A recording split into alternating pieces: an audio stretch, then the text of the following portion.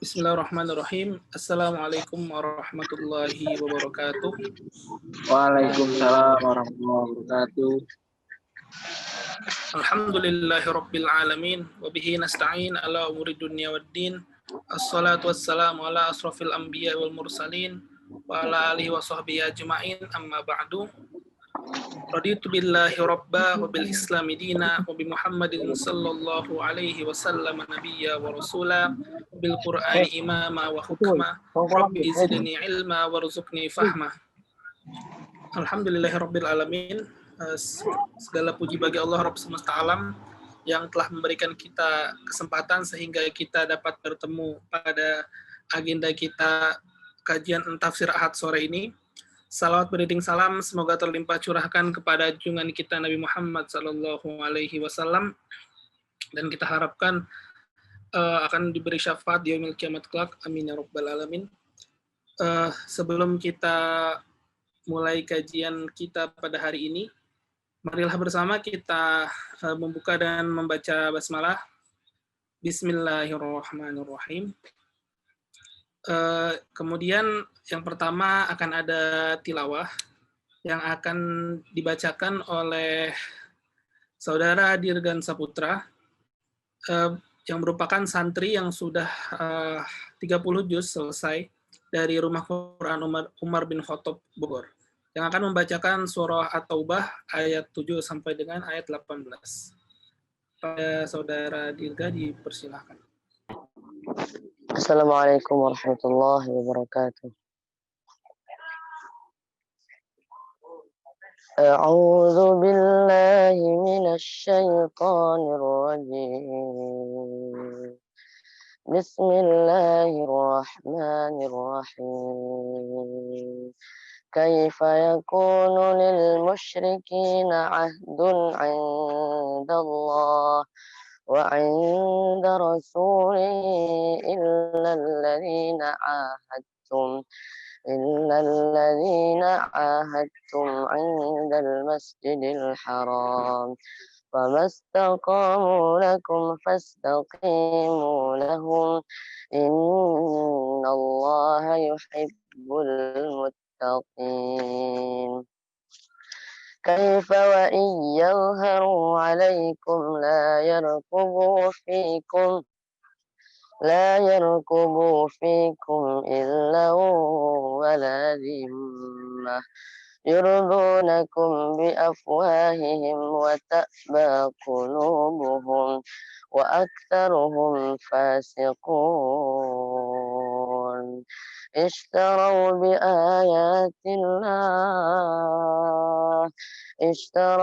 ayatillahi thamanan qalila fasaddu an sabilihi innahum sa'a ma kanu ya'malun.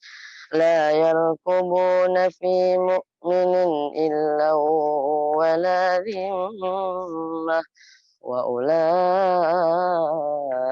humul mu'tadun. Fa in tabu wa aqamus salata wa atawuz zakah fa ikhwanukum fid din wa nufassilul ayati liqaumin ya'lamun. Wa in nakathu aymanahum min ba'di ahdihim wa ta'anu fi dinikum faqatilu a'immatal kufr innahum la aymana lahum la'allahum yantahun. Ala tuqatiluna qauman nakathu aymanahum wa hammu bi ikhrajir rasuli wa hum bada'ukum awwala marrah atakhshawnahum fallahu ahaqqu an takhshawhu in kuntum mu'minin. Qatiluhum yu'adzibhumullahu bi aydikum ويخزهم وينصركم عليهم ويشفي صدور قوم مؤمنين ويذهب غيظ قلوبهم ويتوب الله على من يشاء والله عليم حكيم أم حسبتم أن تتركوا ولما يعلم الله الذين هاجروا منكم ولم يتخذوا من دون الله ولا رسوله ولا المؤمنين وليجة والله خبير بما تعملون ما كان للمشركين أن يعمروا مساجد الله شاهدين على أنفسهم بالكفر أولئك حبطت أعمالهم وفي النار هم خالدون إنما يعمر مساجد الله من آمن بالله واليوم الآخر وأقام الصلاة وآتى الزكاة ولم يخش إلا الله فعسى أولئك أن يكونوا من المهتدين صدق الله العظيم. Assalamualaikum warahmatullahi wabarakatuh. Waalaikumsalam warahmatullahi wabarakatuh. Assalamualaikum warahmatullahi wabarakatuh. Sister Norma, kita mulai wawancara eksklusif pada sore hari ini. Sister Norma ini di KL atau di mana ini? Di Kuala Lumpur. Di Kuala Lumpur, ya? Masya Allah. Saya tinggal di Kuala Lumpur. Tapi Tinggal saya di Kuala Lumpur. Ya. Terima kasih banyak, terima kasih ya Ustaz Sister Norma sudah bergabung di kajian tafsir Ahad sore, sudah meluangkan waktu. Kita akan lakukan sedikit wawancara eksklusif yang berhubungan dengan kegiatan sehari-hari Sister Norma ya. Sudah 32 tahun bergabung di ABIM, Masya Allah. Itu sejak umur 49 kira-kira ya. Sekarang saya umurnya 30-an masa saya 30-an. Ya, Islamic Outreach Amin. Tapi sebelum tu saya dengan NGO lain lah. Dengan humanitarian work lah. Iya. Memang saya suka buat sukarelawan. Alhamdulillah. Sekarang Sister Norma ini umurnya 71 tahun. Masya Allah, masih tetap energik dan semangat ya untuk berdakwah, Masya Allah. Background Sister Norma ini memang di konseling ya. Ya. Beliau aktif di bidang kemanusiaan di Irak, di Afghanistan, di Aceh, di Yogyakarta, di Bosnia, di Ambon, Ternate, Padang ya. Jadi pengalaman dalam kemanusiaan ini, Masya Allah. Kemudian juga berdakwah sejak 2003 di Laos ya sampai sekarang di Kamboja, di Vietnam. Jadi Sister Norma ini mendedikasikan dirinya khusus untuk berdakwah. Ya, sekarang ini berdakwah kepada para turis non-muslim yang berkunjung ke Malaysia. Ini yang akan kita gali bagaimana cara berdakwah dengan turis ini. Sister Norma kan biasanya mereka ini pingin lihat gunung, lihat macam-macam ya. Tapi Sister Norma membawa dia ke masjid. Nah, ini kita mau tanya, kapan mulai masjid tour guide program ini dimulai, Sister Norma? Tahun berapa ini? Bismillahirrahmanirrahim. Alhamdulillah. semenjak tahun 2002. Kami mulakan dengan program ni, ya. Dan alhamdulillah sebenarnya terlewat jugalah sebab apa? Masjid banyak masjid di Malaysia. Dah ada 2,000 masjid di Malaysia. Dan alhamdulillah sekarang kerajaan telah sifatkan sebagai destination for the tourist. Bila mereka datang ke Malaysia, dia akan datang ke place of worship dan masjid adalah antara tempat yang mereka akan datang dan melawati. Alhamdulillah. What is the ideas behind starting the MGTP, Sister Norma? Okay, kita di Malaysia ni under Islamic Outreach Army kita panggil Masjid Tour Guide Program, ya, Masjid Tour Guide Program.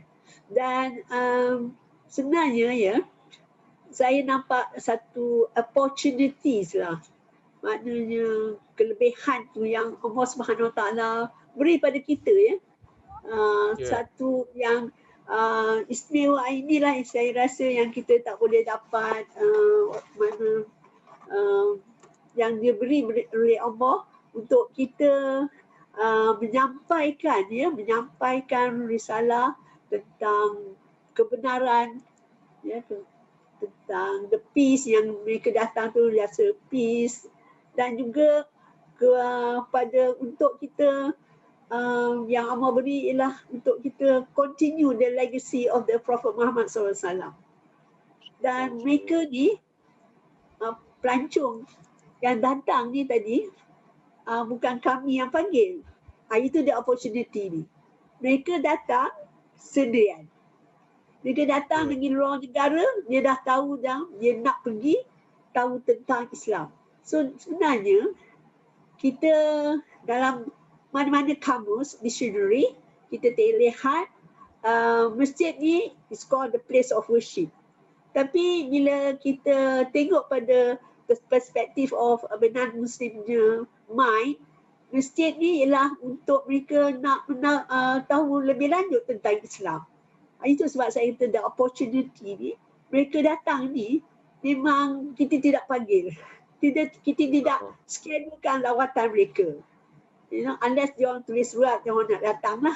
Tapi kami sebagai Islamic Outreach Army Masjid Tour Guide Program, kami ni provide guides. Maknanya kita tak ada masjid. Kita menumpang lah kepada masjid-masjid kerajaan, macam Masjid Negara, Masjid Putra. Dan kami Islamic Outreach Army, kita as NGO, kita provide guides. So inilah satu, orang kata kita ni mendapat satu nikmat yang Allah beri, dan itulah saya rasa the opportunity lah yang kita nampak mereka datang ke masjid, tak ada guide nak cakap. So mereka datang, mereka balik. Apa mereka dapat? Inilah satu-satunya idea yang kita kata yang the best dari Allah, ya. Dan kita ikut bagaimana kita kata follow the sunnah of the Prophet. Tapi di zaman Nabi Muhammad SAW, dia buka masjid. Pertama sekali buka yang masjid. Dan di situ the spread of Islam. Kenapa kita tidak ambil the opportunity lah, yang ini Allah beri pada kami. Tapi kita buat tak tahu. Ini akan, Allah sayang kita, Allah kasih kita tidak fikir. So this is the idea that why not? Semua orang orang Islam dapat the opportunity given by Allah Subhanahu Wa Taala. Masya-Allah, Masya-Allah. This is a great idea. Itu ide yang besar, itu ide yang luar biasa. Normally the tourist is like a beach, culinary, climbing mountain, enjoying the historical building, but Abam drive him, invite him to masjid. This is great, because when a tourist, they like to traveling to other country because they spend their life in their country is like a fatigue. Yeah. and then they try to make a relaxation, and you guide them to a masjid. How is the response from the tourists for this MGTP program? Okay. Kita dapat the statistic ada buat evaluation. Yeah. Nak katakan yang datang ke Malaysia ni, turis ni, memang 80% datang ke masjid. Ini yang saya kata opportunity Allah give. Dan mereka ni tidak pergi ke place of their worship. Dia pergi church ke, pergi tempat, dia tak pergi. Tapi dia nak masuk ke masjid. Ini dia. Dan bila mereka datang, dia tak ada macam clue apa yang dia akan dapat bila nak masuk tu. Dan dia bila lihat macam di Masjid Negara, dia nampak orang, dia nak pergi ke Taman Bunga dekat dengan masjid. Tapi dia nampak ramai orang datang ke masjid. Tak bayar, tak apa je. Tapi dia orang pun curious lah.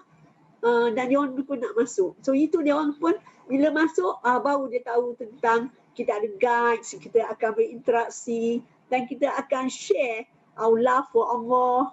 Ya, kita cerita pasal Rasulullah, salah cerita apa yang kita dapat dalam masjid. Dan the features tu, sini banner dia, ya, tentang apa tu sebenarnya, dan apa mihrab, dan prayer hall, bagaimana orang solat.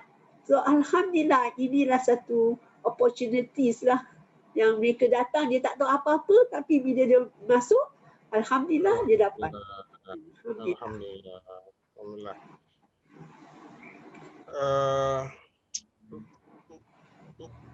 Like Al-Quran say that Hidayah is part of Allah authority. What we have to do is like Masjid Tour Guide MGTP is to give introduction about Islam to all the tourists.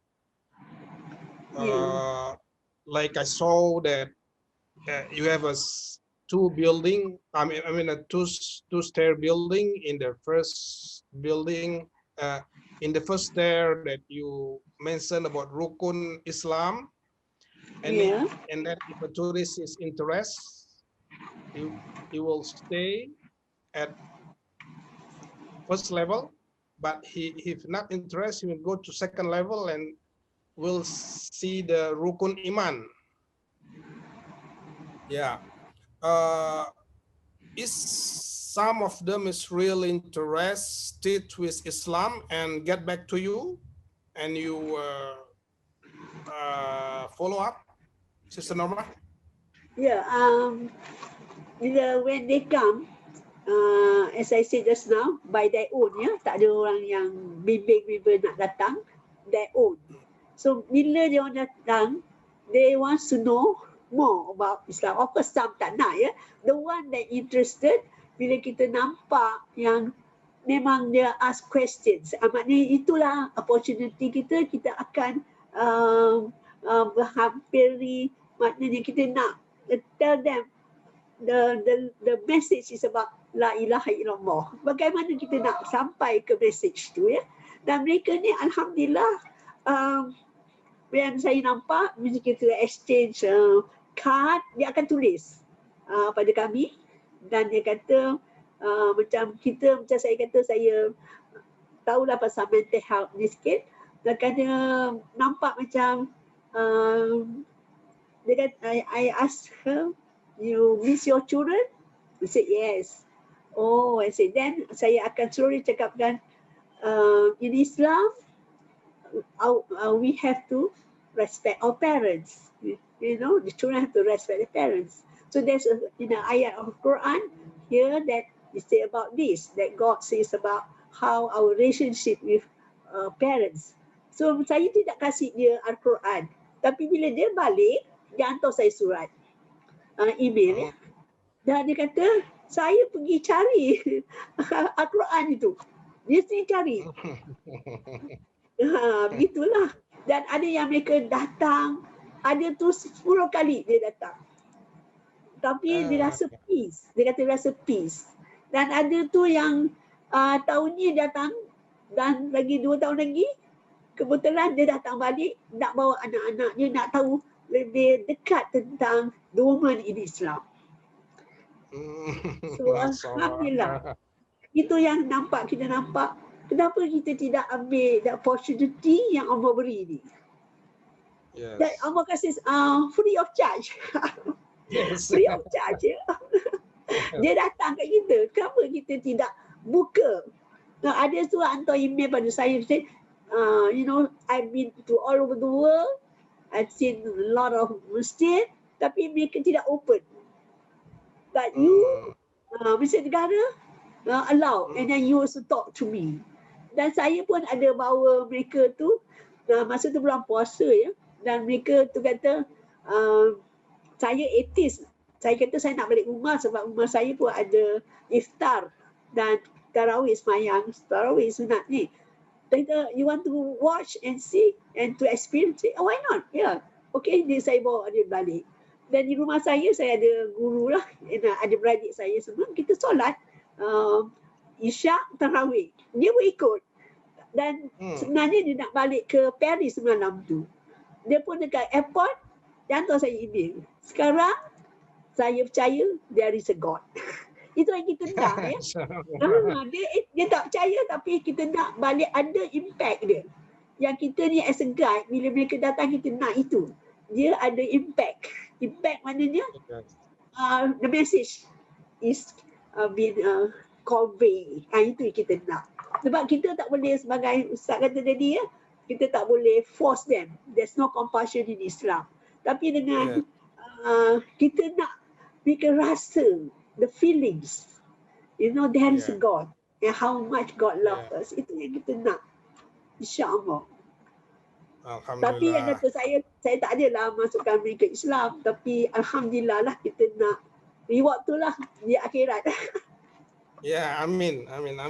So, Sister Norma, when they back to their country, understand that you set up a few MGTP in a few country in the world. Like Indonesia is supposed to be, we already signed the MOU, but because of this, we postponed it because of the COVID-19.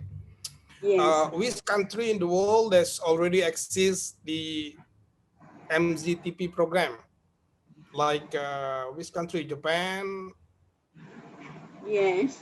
Alhamdulillah macam kami on the way nak pergi train di Bahrain, saya berhenti ke Maldives dan pagi besok tu minister dia dengar kami ada di situ sebab kami volunteers yang buat mosque tour guide. So the next day tu dia suruh saya jumpa kami dan malam tu saya tak berjalan mana, give them training. So dia want to set up in Maldives dan Sri Lanka pun begitu.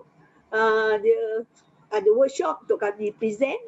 Dan alhamdulillah kita try as much di Turkey juga kami tolong menyampaikan training dan juga kami di sana pun kami datang untuk bersama-sama buatkan as a volunteer di sana. Alhamdulillah first time mereka dapat masuk. Turis dapat masuk ke dalam masjid tu sebab dia bawa kami semua dan alhamdulillah. So saya rasa dunia ni saya ingat banyak masjid. Ini adalah opportunity Allah gives dan we hope that kita akan move all over the world. Bukan cakap besar ya, tapi this is our duty. Inshallah. So Ustaz can help us.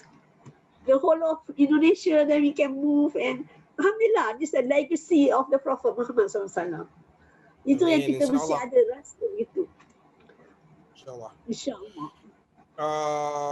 We supposed to be stop at 4:25, but because Sister Norma cannot join us full, so we at the end of the session normally there's a question from the Jamaah, but I take it here, I make it here, so we extend another 3 minutes. So this is the last question. Sister Norma, understand that MGTP. I have 1 minute video for you to see later. 1 minute. Yes. Oh, 1 minute. Okay. Please show that to us right now, Sister Norma. Could you? Ask question first. Okay. Ya.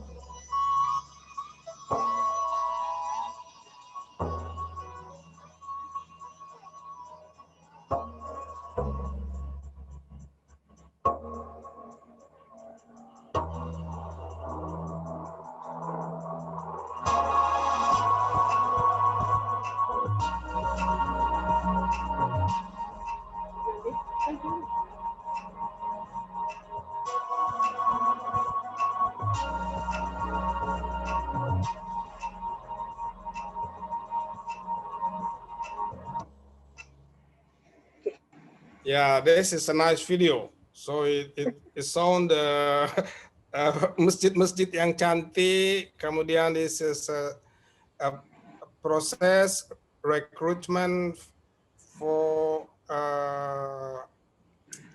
volunteer. Yes. Yeah, volunteer. Yeah, Inshallah. This COVID-19 is we passed this COVID-19 and then we start to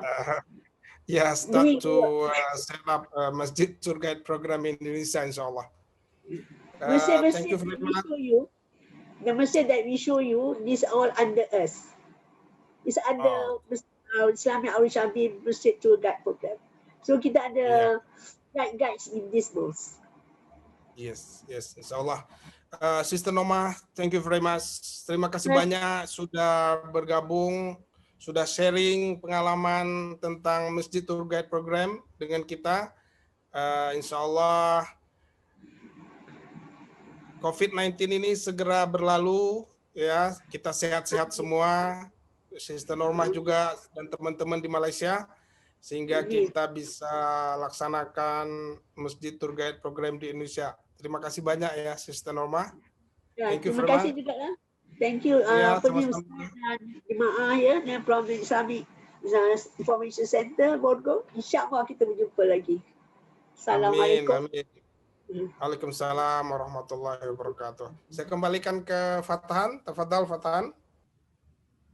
Ya, baik Bapak dan Ibu sekalian, selanjutnya marilah kita simak bersama kajian tafsir tematik Ahad sore yang akan disampaikan oleh Ustadz Dr. Ahmadi Usman MA. Beliau merupakan alumni dari Universitas dengan jurusan Tafsir and Quranic Science dari Islamabad, Pakistan, dan S3 dari Universitas Ibnu Khaldun Bogor dengan tema Taubat untuk Keselamatan Hati dari Berbagai Kesesatan. Kepada Ustadz kami persilahkan. Bismillahirrahmanirrahim. Assalamualaikum warahmatullahi wabarakatuh. Waalaikumsalam warahmatullahi wabarakatuh. Alhamdulillah wa syukrulillah ala ni'matillah la hawla wa la quwata illa billah amma ba'd. Faqad qala Allah subhanahu wa ta'ala fil Qur'anil Karim wa huwa asdaqul qailin. A'udzu billahi minasy syaithanir rajim. Bismillahirrahmanirrahim. Ya ayyuhalladzina amanu ma lakum idza qila lakum unfiru fi sabilillahi thaqaltum ilal ardh araditum bil hayatid dunya minal akhirah فما متاع الحياة الدنيا في الآخرة إلا قليل. Surat Taubah ayat 38. Yang kami hormati seluruh DKM Masjid se-Yasmin yang dirahmati oleh Allah Subhanahu wa taala. Yang saya hormati Direktur Islamic Information Bapak Haji Ustadz Ahmad Halim Ibrahim, matta'anallah bituli hayatihi wa umurih. Yang saya hormati Saudara Fathan sebagai moderator pada kajian kita sore hari ini. Semuanya saja Bapak-bapak, ibu-ibu yang dirahmati oleh Allah Subhanahu wa taala. Alhamdulillah di sore hari ini kita melanjutkan kembali kajian rutin kita. Kajian Ahad sore, kajian tadabbur Al-Qur'an. Di mana hari ini kita akan memasuki surat At-Taubah. Setelah pembahasan suratul Anfal, di mana salam suratul Anfal ini Allah Subhanahu wa taala menggambarkan tentang awal perjuangan umat Islam yang sangat berat dalam mempertahankan agamanya, dan saat ini kita akan berbicara tentang surat At-Taubah, yaitu akhir dari perjuangan peperangan yang diikuti oleh Rasulullah sallallahu alaihi wasallam. Bapak Ibu yang dirahmati oleh Allah Subhanahu wa taala, surat At-Taubah ini masuk kategori suratul Madaniyah.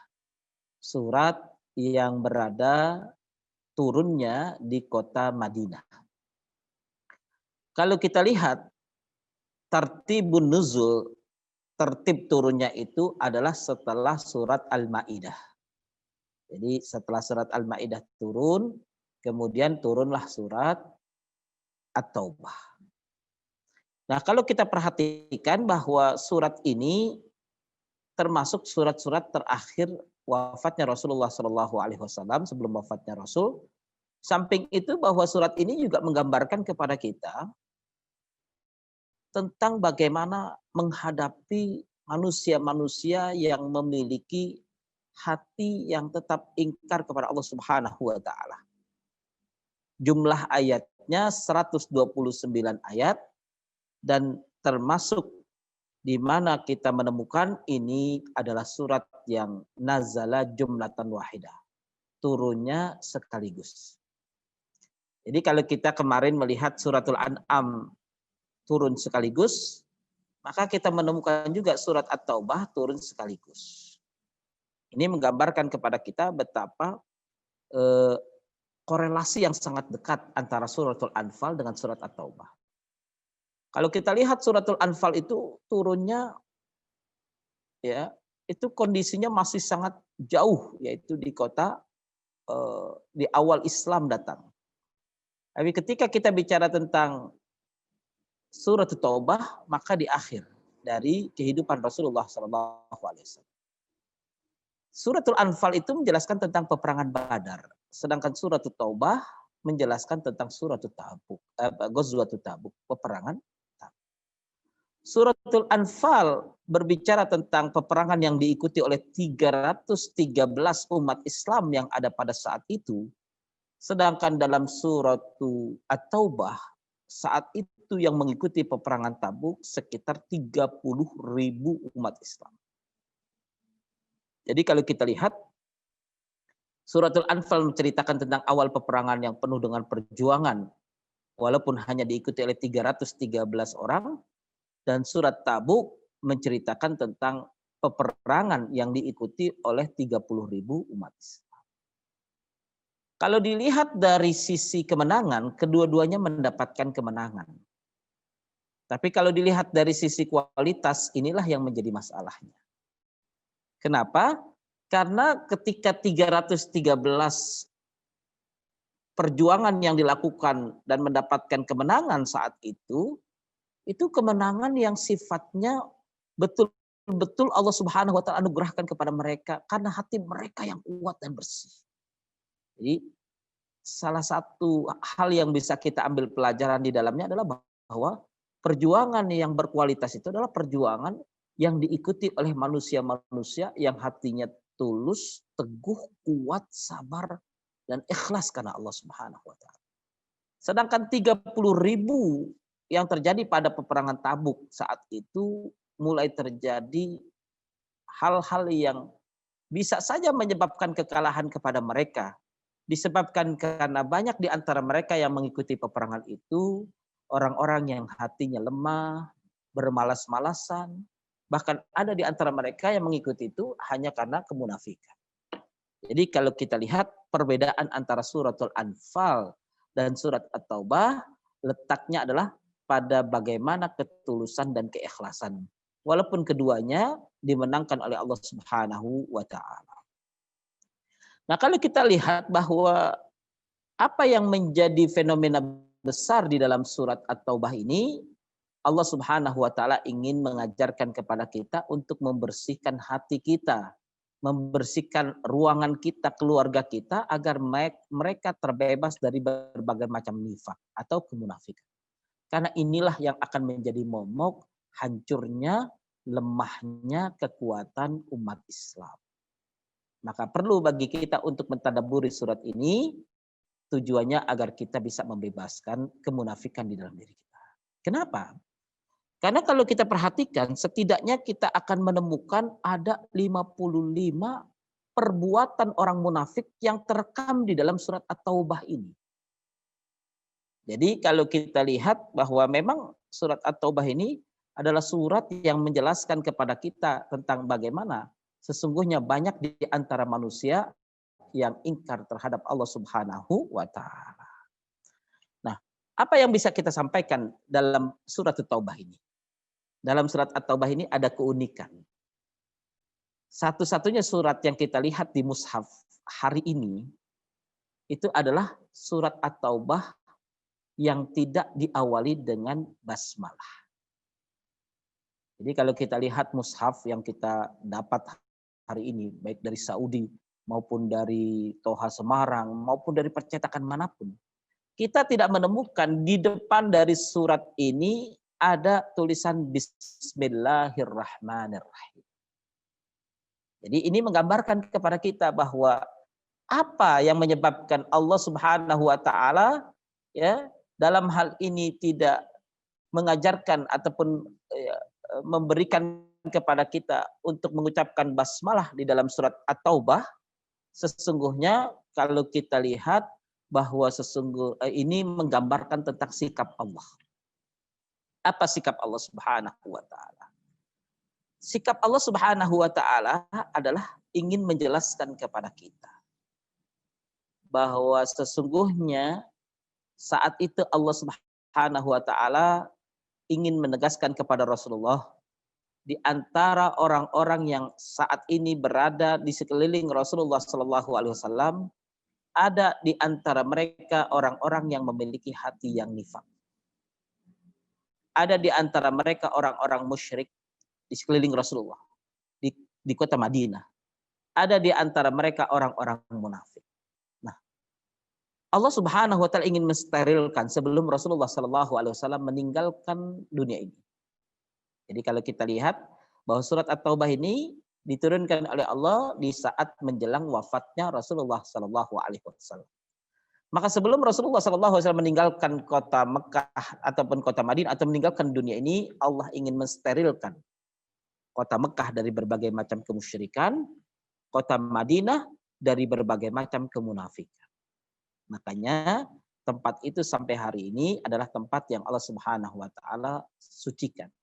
Makanya disebut dengan Al-Haramain, artinya dua tanah suci, tanah yang tidak boleh dimasuki oleh orang-orang musyrik, tanah yang tidak boleh dimasuki oleh orang-orang yang kafir terhadap Allah Subhanahu wa Ta'ala. Kapan terjadinya sterilisasi ataupun terjadinya suasana di mana orang-orang kafir itu tidak boleh berada di tempat itu lagi? Di saat diturunkannya surat At-Taubah. Jadi kalau sekarang ini kan kita berpikir dulu kota Madinah banyak diisi oleh orang-orang Yahudi, banyak diisi oleh orang-orang ya kafir. Ya. Begitu juga dulu di Mekah hampir mayoritas mereka adalah orang-orang musyrik. Tapi hari ini kalau kita masuk ke kota Mekah, maka kita pastikan bahwa hampir seluruh yang ada di kota tersebut adalah orang-orang muslim. Begitu juga kalau kita lihat di Madinah, Tidak ada yang boleh masuk ke dalamnya kecuali orang-orang yang beriman kepada Allah Subhanahu wa taala. Makanya kalau kita memasuki kota Mekah, kita akan menemukan ada sebuah rute di mana ketika ada orang yang bukan muslim, di situ ditulis ghairal muslimin, bahwa kalau ada orang selain Islam ingin melintasi kota Mekah, maka dia harus berbelok ke kanan dan kemudian menyisiri sisi sehingga tidak masuk ke dalam kota Mekah. Kalaupun mereka yang mungkin bekerja di kota Mekah, maka mereka harus mendapatkan izin dari pemerintah dan mereka memiliki pekerjaan khusus, ya, barangkali arsitek-arsitek tersendiri ataupun mungkin ahli-ahli di bidang pembangunan yang memang saat itu harus ya masuk ke dalam kota Mekah, maka mereka pun mendapatkan izin itu pun dengan cara yang sangat ketat, dan di samping itu mereka pun harus memiliki batasan waktu berada di kota Mekah. Apalagi mereka tidak bisa masuk ke dalam Masjidil Haram atau sekelilingnya. Ini menggambarkan betapa Allah Subhanahu wa taala menjaga kota Mekah dari sejak zaman Rasulullah SAW sampai hari ini. Itulah salah satu kelebihan dari surat At-Taubah, yaitu surat yang tidak dimulai dengan basmalah. Kemudian yang kedua, bahwa kalimat basmalah itu kan kalimat atau bismillahirrahmanirrahim adalah kalimat yang menjelaskan tentang kasih sayang Allah. Sedangkan Allah Subhanahu wa taala sedang memberikan sikapnya bahwa Allah baro'ah, Allah memutuskan hubungan. Jadi orang-orang yang kafir kepada Allah, orang-orang yang musyrik kepada Allah, orang-orang yang munafik kepada Allah di jalan Allah, baik yang di Mekah maupun di Madinah, hari itu Allah putuskan. Semua transaksi-transaksi yang pernah dibangun oleh mereka, artinya antara Nabi dengan orang Yahudi, antara Nabi dengan orang-orang munafik, itu Allah Subhanahu wa taala memberikan tenggat waktu hanya sekitar 4 bulan setelah itu. Selebihnya seluruh transaksi ataupun komunikasi yang pernah dibangun harus terputus. Dan untuk menegaskan itu Allah Subhanahu wa taala menurunkan ayat yang pertama, bara'atum minallahi wa rasulihi ilal ladzina ahadtum minal musyrikin. Ya, jadi ini adalah pernyataan Allah Subhanahu wa taala, pemutusan hubungan dari Allah dan Rasulnya yang ditujukan kepada orang-orang musyrikin. Jadi ini adalah awal langkah bagaimana mensterilkan kota Mekah dan kota Madinah dari orang-orang musyrik. Ya. Jadi dari sini kita bisa mengetahui sejarah bagaimana kemudian Masjidil Haram dan Masjid Nabawi adalah masjid yang betul-betul tersterilkan dari berbagai macam kemusyrikan dan dari berbagai macam kekufuran yang terjadi selama ini di sekitar kota Mekah dan kota Madinah. Selanjutnya kalau kita lihat dari sisi penamaan, surat At-Taubah ini para ulama memberikan beberapa nama. Yang pertama, surat At-Taubah ya suratul Fadhihah. Suratul Fadhihah artinya suratul lati taftahu kullal qabaih. Yaitu surat yang mengupas dan bahasanya menelanjangi seluruh kejelekan dan keburukan. Itu namanya Fadhihah. Karena setiap keburukan yang dilakukan oleh orang munafik itu dikuak di dalam surat ini. Makanya namanya suratul Fadhihah. Surat yang membuka secara terang-terangan kejelekan dan keburukan orang-orang munafik. Makanya kalau kita ingin mengetahui dan mengidentifikasi kemunafikan yang terjadi di dalam diri manusia pada saat ini, kita bisa berusaha untuk melihatnya dan merefernya di dalam suratul Taubah. Kemudian yang kedua, surat ini disebut suratul Kasyafah. Surat penyingkap. Kenapa? Karena aib-aib orang kafir dan aib orang-orang munafik itu selalu dibuka oleh Allah Subhanahu wa taala untuk menampilkannya kepada orang-orang mukmin. Jadi sampai hari ini kalau kita perhatikan, banyak orang-orang kafir, banyak orang-orang munafik, dia berbuat, dia kemudian melakukan kegiatan-kegiatan, mereka berkata bahwa mereka adalah orang-orang yang hebat. Mereka adalah orang-orang yang sudah bisa memanipulasi umat Islam, bisa membohongi umat Islam, bisa menipu umat Islam. Mereka rapat dengan berbagai macam cara, dengan teknologi yang canggih. Semua hal yang dilakukan itu sesungguhnya sudah dikuak di dalam Al-Quran. Artinya, jikalau seorang muslim ini betul-betul refer atau kembali kepada surat At-Taubah, dia akan tahu betul bahwa ternyata orang-orang munafik yang selama ini mengatur strategi dengan berbagai macam kecanggihan teknologinya, apa yang menjadi maksud dan tujuannya itu sudah dikuak oleh Allah Subhanahu wa taala di dalam surat At-Taubah. Ya, jadi ibaratnya kalau kita ya berhadapan dengan orang yang ingin ya menjatuhkan kita, tapi kita sudah tahu langkah-langkah yang akan terjadi kepada kita berdasarkan dari surat At-Taubah.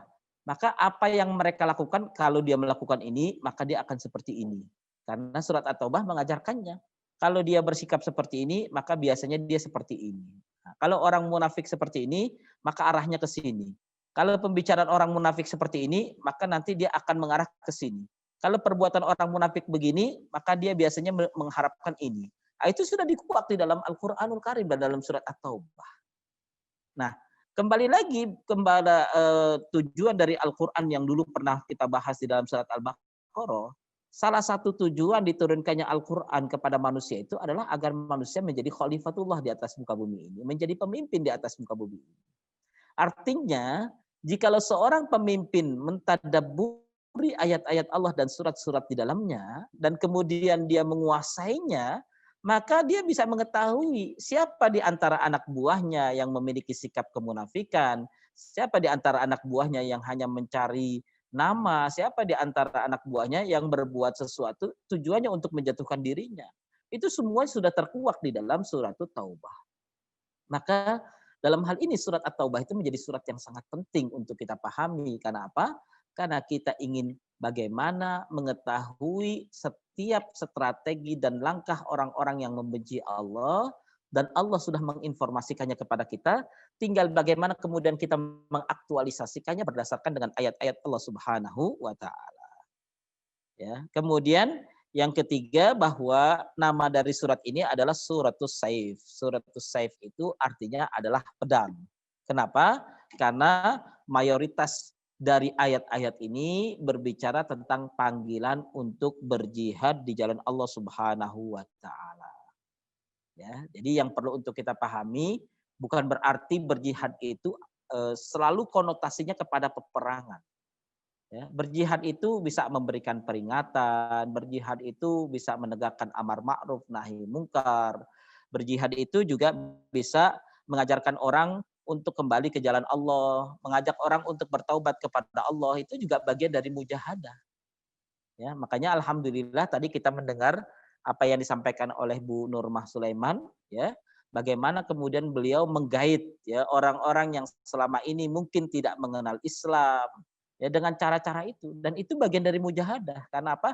Ingin mengajak orang untuk kembali kepada Allah, ingin mengajak orang lain untuk mengenal Allah.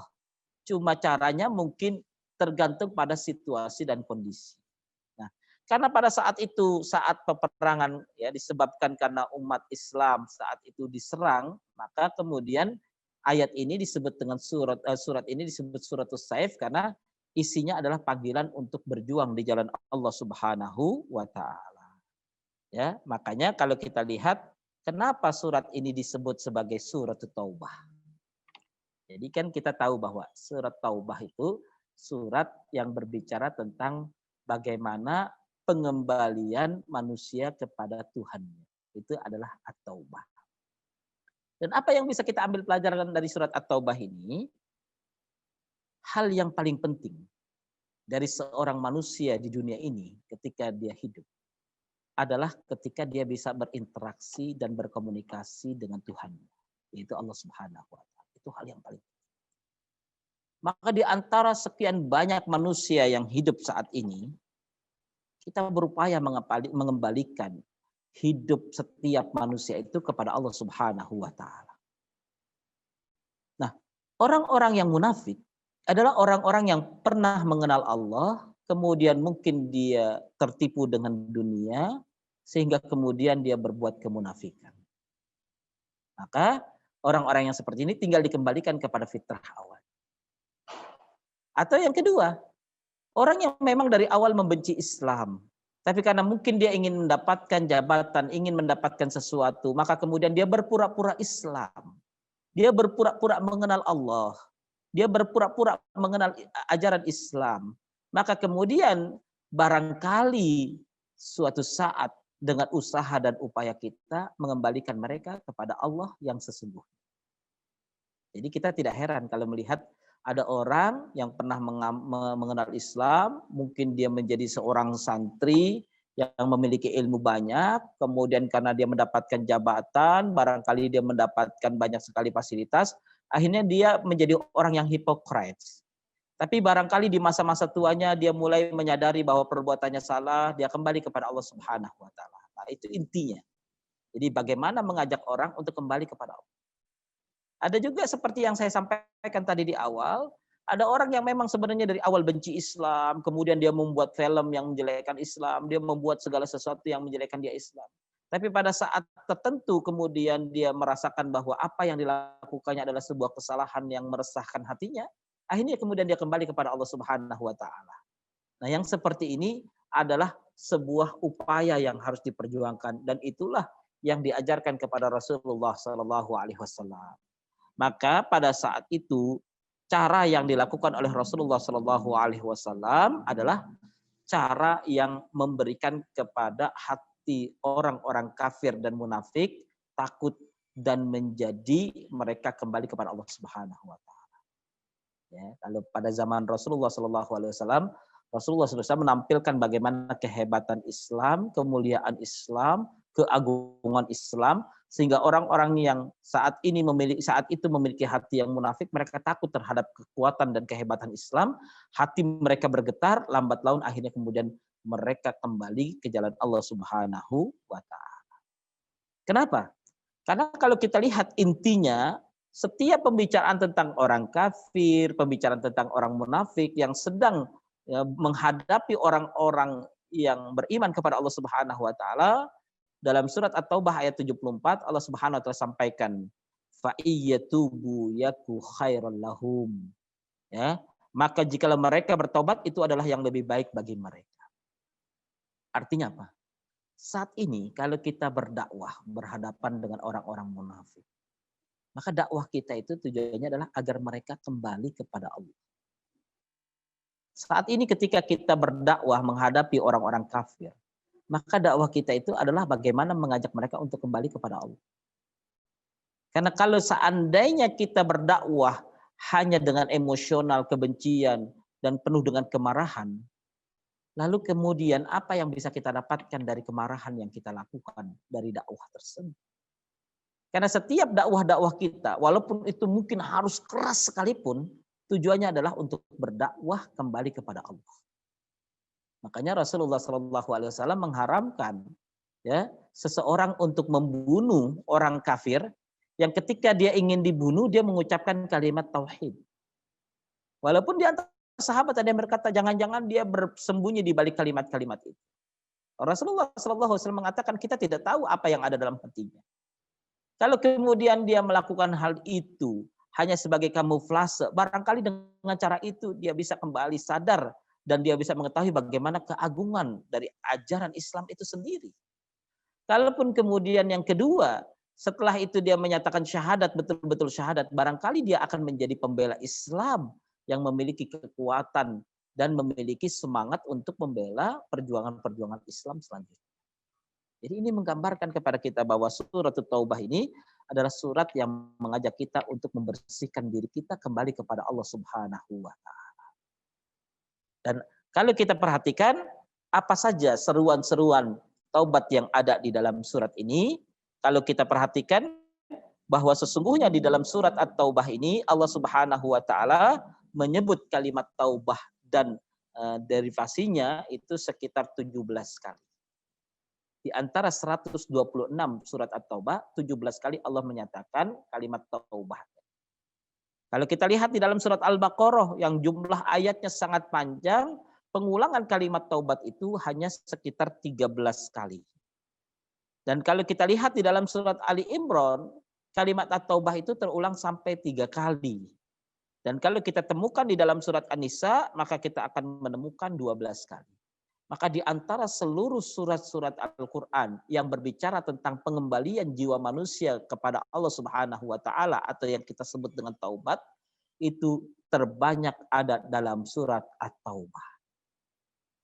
Artinya, kalau di dalam surat At-Taubah ini Allah Subhanahu wa Ta'ala tidak mencantumkan Bismillahirrahmanirrahim, karena Allah ingin menegaskan sebuah pemutusan hubungan dengan orang-orang kafir, memutuskan hubungan dengan orang-orang yang memusuhi agama Allah Subhanahu wa Ta'ala pada saat itu. Tapi Allah Subhanahu wa Ta'ala memperbanyak kalimat-kalimat taubat di dalamnya. Artinya Allah Subhanahu wa Ta'ala mengajarkan kepada Rasulullah, seburuk apapun orang memusuhi Islam, seburuk apapun perlakuan mereka terhadap Islam, tetap hadapi mereka dengan mujahadah dan sungguh-sungguh agar mereka kembali ke jalan Allah Subhanahu wa Ta'ala. Kalau kita perhatikan tentang ayat dan surat ini, sungguh begitu mulianya Islam hingga mengajak setiap musuh-musuh Allah untuk kembali kepada Allah. Barangkali kalau kita lihat berbeda dengan yang lainnya. Banyak orang yang ingin berusaha untuk mengeluarkan umat Islam dari Islam atau dengan cara dimurtadkan. Coba kalau kita lihat, ketika orang berusaha untuk memurtadkan Islam, seseorang Muslim kemudian keluar dari Islam, apa motivasi utamanya sehingga mereka harus memurtadkan? Ya, mereka berharap bahwa mereka bisa meluruskan, ya, menyelamatkan, ya, gembala-gembala yang sesat dan sebagainya. Apakah hanya itu tujuannya? Berbeda dengan orang-orang yang beriman kepada Allah Subhanahu wa Ta'ala. Setiap dakwah amar ma'ruf nahi mungkar, di antara seluruh tujuannya adalah untuk mengajak mereka untuk membersihkan hati dan jiwa mereka sehingga mereka kembali kepada Allah Subhanahu wa Ta'ala dengan kondisi yang husnul khatimah. Bahwa di dalam Islam ini kita melihat begitu banyak ajaran Allah Subhanahu wa Ta'ala yang begitu hebat dan begitu mulia, dan ini tidak boleh disia-siakan oleh kita. Kalau kita perhatikan bahwa semua pembahasan tentang taubat dari Allah Subhanahu wa Ta'ala itu dijelaskan oleh Allah di dalam surat At-Taubah dari level yang manusia yang paling tinggi dan yang paling mulia oleh Allah Subhanahu wa Ta'ala. Ya, di antaranya kita menemukan bagaimana Allah Subhanahu wa Ta'ala mengampuni dosa para nabi-nabi yang terdahulu. Artinya Allah Subhanahu wa Ta'ala membuka pintu taubat itu dari level manusia yang paling mulia sampai pada manusia yang paling jahat sekalipun, Allah selalu membuka pintu untuk membersihkan hati dan jiwanya dan kembali kepada Allah Subhanahu wa Ta'ala. Maka yang perlu untuk kita ambil pelajaran pada kesempatan sore hari ini adalah bahwa sejauh mana motivasi kita mengajak manusia-manusia kembali kepada Allah Subhanahu wa Ta'ala. Dan salah satunya apa yang dilakukan oleh Ibu Nurmah tadi, ya, dengan gerakan-gerakan bagaimana mengenalkan masjid-masjid Allah, bagaimana mengenalkan cinta kepada Allah, bagaimana mengenalkan cinta kepada Rasulullah, bagaimana mengenalkan kepada ajaran-ajaran Islam dan Al-Quran. Dan itu adalah salah satu cara bagaimana kita mengajak manusia untuk kembali kepada Allah Subhanahu wa Ta'ala. Maka kalau kita lihat, ini adalah sebuah perjuangan yang berat, tapi perjuangan ini adalah perjuangan yang Allah Subhanahu wa Ta'ala akan berikan balasan yang sedemikian besar. Lalu selanjutnya kalau kita perhatikan bahwa surat At-Taubah ini termasuk surat yang terakhir dalam Sab'ut Tiwal. Jadi dahulu kita pernah membahas ada surat-surat terpanjang di dalam Al-Quran. Dan surat-surat terpanjang itu sedikitnya kalau kita temukan ada 7. Walaupun nanti ada penggabungan dan sebagainya. Tapi yang terpenting di dalamnya adalah bahwa akhir dari Sab'ut Tiwal itu adalah surat Taubah. Jadi awal dari Sab'ut Tiwal itu suratul Baqarah. Akhir dari Sab'ut Tiwal atau surat yang terpanjang itu adalah surat Taubah. Jadi ini menggambarkan kepada kita bahwa dari semua aktivitas kepemimpinan kita dalam surat Al-Baqarah, dari seluruh aktivitas kita, bagaimana membangun kekuatan as-sabat was sabar di dalam surat Ali Imran. Kemudian bagaimana cara kita untuk membangun keadilan dan keseimbangan dalam hidup kita, sebagaimana yang diajarkan di dalam Al-Quran surat An-Nisa. Dan kemudian bagaimana kita menjelaskan diri kita dan identitas kehidupan kita yang ada di dalam suratul Maidah. Kemudian bagaimana sikap kita untuk tetap bersyukur kepada Allah Subhanahu wa taala terhadap nikmat yang telah Allah berikan kepada kita yang ada di dalam surat Al-An'am. Dan kemudian Allah Subhanahu wa taala memerintahkan kepada kita untuk memiliki keberpihakan terhadap orang-orang yang beriman yang ada di dalam suratul A'raf. Dan kemudian Allah Subhanahu wa taala menegaskan kepada kita untuk terus berjuang di jalan Allah sebagaimana yang ditegaskan dalam suratul Anfal. Maka hari ini kita berbicara dari seluruh hal yang kita lakukan ini. Sesungguhnya di antara hal yang terpenting yang mengantarkan kita pada titik kesuksesan kita adalah mengajak diri kita, keluarga kita, dan orang-orang di sekeliling kita kembali jalan Allah Subhanahu wa taala. Maka surat Taubah inilah surat yang terakhir dalam Sab'ut Tiwal dan surat yang mengajarkan kepada kita tentang bagaimana mengajak manusia kembali kepada fitrahnya. Sungguh indah Al-Quran. Semua ajarannya mengandung kebenaran. Disusun oleh Allah Subhanahu wa taala dengan sangat rapi. Padahal kalau kita lihat Suratul Anfal adalah kejadiannya di awal-awal Rasulullah SAW setelah hijrah, sedangkan Suratul Taubah terjadi di akhir-akhir sebelum wafatnya Rasulullah SAW. Tapi di dalam Al-Quran Allah menyandingkan setelah Suratul Anfal, Suratul Taubah. Kemudian yang selanjutnya yang bisa kita ambil pelajaran di dalam Suratul Taubah, bahwa sesungguhnya Allah Subhanahu wa taala memerintahkan kepada kita di antara puncak keseimbangan ajaran Islam yang harus kita ajarkan kepada manusia adalah memberikan motivasi kepada manusia sebanyak-banyaknya agar mereka beriman kepada Allah Subhanahu wa taala dan mendapatkan rahmat dari Allah Subhanahu wa taala. Makanya salah satu ciri yang menggambarkan bahwa Islam itu adalah agama rahmat, agama yang kasih sayang, agama doa adalah ketika kita bertemu dengan sesama manusia, kita mengucapkan kalimat Assalamualaikum warahmatullahi wabarakatuh. Itu diajarkan oleh Rasulullah SAW. Dan itu adalah ciri kekuatan umat Islam. Bahwa setiap orang yang bertemu didoakan untuk mendapatkan keselamatan, untuk mendapatkan rahmat, untuk mendapatkan berkah dari Allah Subhanahu wa taala. Dan kita dalam pembahasan surat At-Taubah ini termasuk orang-orang yang berusaha untuk memahami betul bagaimana tujuan hidup kita untuk mengajak orang bertaubat sebanyak-banyaknya kembali kepada Allah Subhanahu wa taala. Artinya motivasi dakwah kita itu bukan untuk harta. Motivasi dakwah kita bukan untuk jabatan.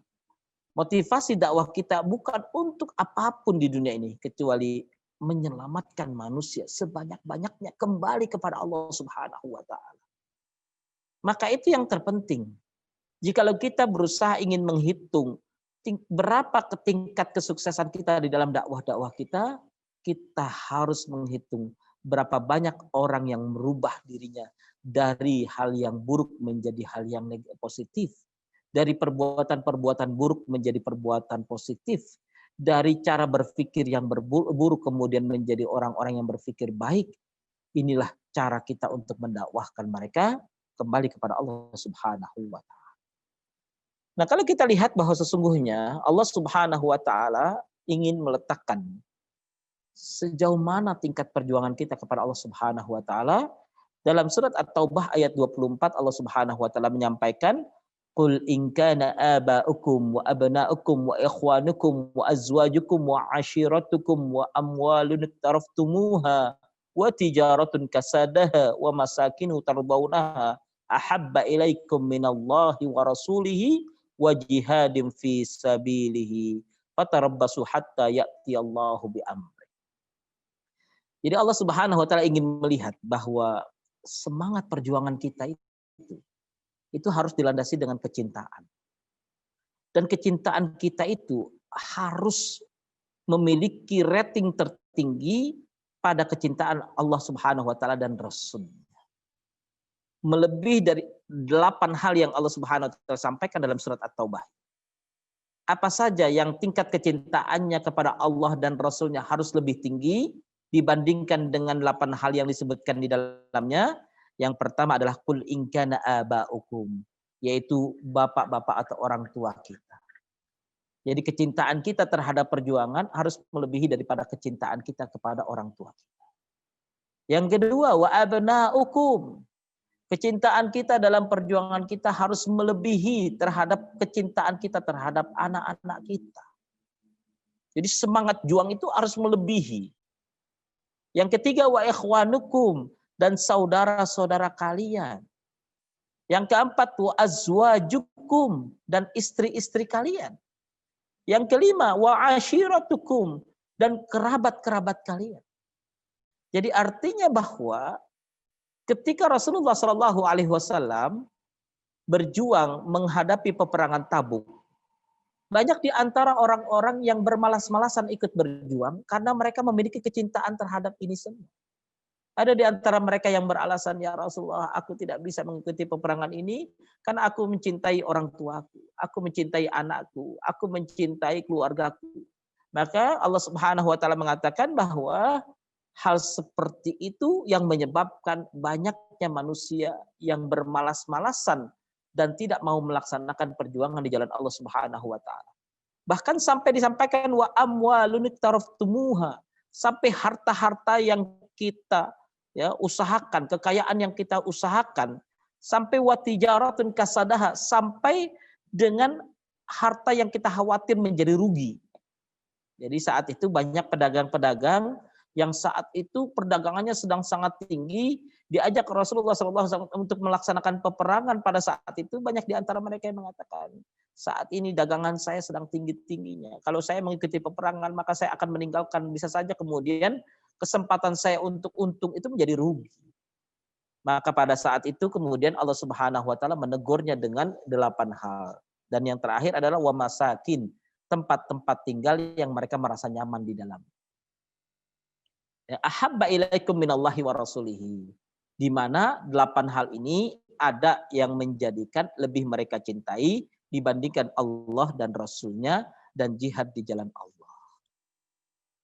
Jadi kalau kita perhatikan sampai sedemikian tingginya, kenapa? Karena untuk mengecek apakah orang-orang munafik itu bisa melakukan apa yang disampaikan dalam ayat ini. Orang yang beriman kepada Allah Subhanahu wa taala ketika sudah mencintai Allah pada titik yang tertinggi, biasanya 8 hal ini bisa dikendalikan. Kecintaan kepada orang tuanya dan sebagainya bisa dikendalikan. Makanya kalau kita lihat ada seorang pemuda yang kemudian dia izin untuk melaksanakan peperangan. Kemudian Rasulullah berkata, apakah engkau memiliki orang tua? Kata pemuda itu, iya ya Rasulullah. Pulang, kau bahagiakan orang tuamu. Artinya pada saat itu Rasulullah SAW memberikan kesempatan pemuda itu untuk berbakti kepada kedua orang tua. Tapi karena peperangan Tabuk ini adalah peperangan yang sangat penting, maka Rasulullah SAW meminta kepada seluruh segenap orang-orang yang ada di Madinah saat itu yang beriman kepada Allah Subhanahu wa taala untuk mengikuti perjuangan, kecuali mereka-mereka yang tua, mereka-mereka yang sakit. Itu yang dimaklumkan oleh Rasulullah SAW. Selebihnya Rasulullah meminta mereka semua untuk berangkat. Maka dari perjuangan Rasulullah SAW tersebut terkumpullah 30.000 orang yang beriman kepada Allah Subhanahu wa taala. Intinya dari surat At-Taubah ini ada 3 hal yang bisa kita ambil pelajaran agar kita bisa bertaubat kepada Allah Subhanahu wa taala. Yang pertama adalah taubat atas dosa-dosa kita. Jadi yang perlu untuk kita ajak adalah bagaimana kita mengenali dan mengakui dosa-dosa kita, dan itu yang harus kita taubatkan. Yang kedua, kita harus bertaubat kepada Allah Subhanahu wa taala atas kemalasan-kemalasan yang kita lakukan. Ya, kalau tadi dosa, kalau ini kemalasan. Jadi sholat kita takhirkan, ibadah bermalas-malasan, itu harus ditaubatkan kepada Allah Subhanahu wa taala. Dan yang ketiga, untuk menghilangkan kemunafikan di dalam diri kita, bertaubat atas ketidakberpihakan kita untuk menolong agama Allah. Jadi kalau selama ini kita mengaku sebagai seorang muslim, tapi Islam dicaci maki, Islam dihina, kita merasa nyaman, tenang-tenang saja, yang penting kita sholat, saudara kita dihina kita biasa saja, itu adalah sebuah kesalahan yang harus ditaubatkan, dan Allah menegaskan itu di dalam surat At-Taubah. Jadi taubat kita bukan hanya atas kesalahan kita, taubat kita bukan hanya karena kelalaian kita, tapi taubat kita karena kita tidak berusaha untuk membela agama Allah Subhanahu wa taala. Maka mari kita berusaha untuk menyempurnakan taubat-taubat kita sebagaimana yang dijelaskan di dalam surat At-Taubah. Bapak Ibu yang dirahmati oleh Allah Subhanahu wa taala, demikian sekilas tentang surat At-Taubah yang mungkin perlu bagi kita jadikan sebagai referensi agar kita bisa menata hati kita kembali kepada Allah Subhanahu wa taala, menyelamatkan keluarga kita, orang-orang yang kita cintai, sehingga semuanya kembali kepada Allah dengan husnul khatimah. Demikian, terima kasih. Saya ucapkan mohon maaf atas kekurangan dan kesalahan. Selanjutnya saya serahkan kepada Saudara Fathan sebagai moderator. Baik, jazakumullah khairan katsir Ustadz atas penyampaian tadi. Sangat luar biasa dan sangat banyak pelajaran yang kita dapatkan dari surah At-Taubah ini, mulai dari kisah, kemudian terkait dengan bagaimana kita bisa meluruskan niat kita, dan bagaimana kita bisa atau harus mencintai Allah dan Rasul-Nya lebih dari yang lainnya. Seperti itu. Baik, Bapak dan Ibu sekalian, berhubung juga waktu sudah menunjukkan pukul 5:30, maka kita cukupkan saja untuk kajian kita pada hari ini. Terima kasih atas materi yang disampaikan Ustadz Ahmadi. Terima kasih juga Bapak Ibu sekalian atas kehadirannya pada kajian Tafsir Ahad sore pada hari ini. Kemudian sebelum kita tutup, marilah kita akhiri dengan bacaan hamdalah. Alhamdulillahi Rabbil Kemudian doa kafaratul majlis. Subhanakallahumma wa bihamdika asyhadu an la ilaha illa anta astaghfiruka wa atubu ilaik. Dari kami kurang lebih warahmatullahi wabarakatuh. Waalaikumsalam warahmatullahi wabarakatuh.